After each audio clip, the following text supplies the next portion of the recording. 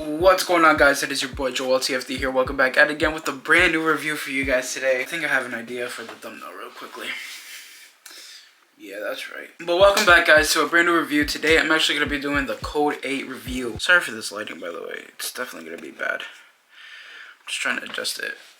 But it's gonna be like that, man. Fuck. Before we head straight into that, though, make sure you hit that subscribe button. I'm trying to get to 750 subscribers before the end of the year, and it will really mean a lot if you guys can help me reach that goal. Anywho, let's get straight into the review. So I just finished watching Code 8, and man, that movie was actually generally pretty good. It's not necessarily like a superhero type of movie, you know, like people have powers and everything, and I kind of like how it has little to do and nothing with the movie, you know. It's treated like a little side thing, you know. It doesn't take away anything from like the main plot of the story, which I kind of like, honestly. I like Stephen Amell's character and also like Robbie Amell's character, honestly. Them two are so good, and I feel like they're so underrated, honestly. I would love to see more projects with them. I know they already have a Code 8 Part 2, which I am gonna react into and also doing a review for in a video, hopefully soon in the future, maybe this week, who knows. I generally did like this movie, honestly, and I think it's one of the like my favorite movies. But I really like the movie, honestly. I really like kind of the last act, kind of ish. Like you would think all of these characters would kind of live, but they just kind of kill off basically everyone in the end.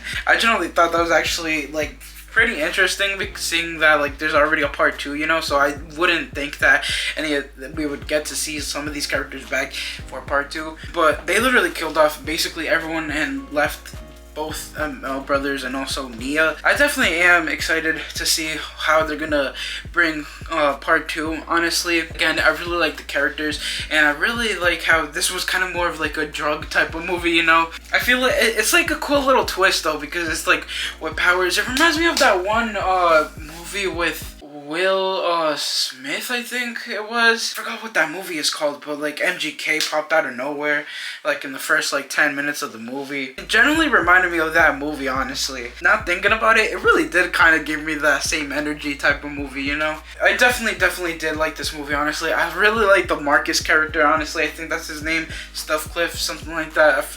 I'm like butchering his last name right now, but like I really like that character. He seems so badass, honestly, and just kind of like it's just cool to see something like that in a way, because it's like the way he like just does it is so fire, man. One of the officers, I know one of the characters is actually from the Fast and Furious, but the other one that's with him, he looks so familiar, but I don't know his name like that, but he was in another project and I cannot think of it for the life of me. I really can't, honestly. I really like both of those characters also, man. Like all of the characters in general, they had their own like precious time in this movie, which I really did enjoy, honestly. Most important of all, I really loved the main plot of the story also. I really liked how Connor is basically trying to help his mom. He's picking up these jobs because he's trying to help pay the medical bills for his mom. I don't know why, but I genuinely like those kind of stories, honestly, because not to compare it to like the Transformers Rise of the Beast, you know, we have like the character that Anthony Ramos plays tries to pick up jobs so he can help, I think, his brother with his condition, you know, like for the hospital bills and everything like that. And I always kind of like those type of stories because like we always get interesting character developments at the end of the movie, you know,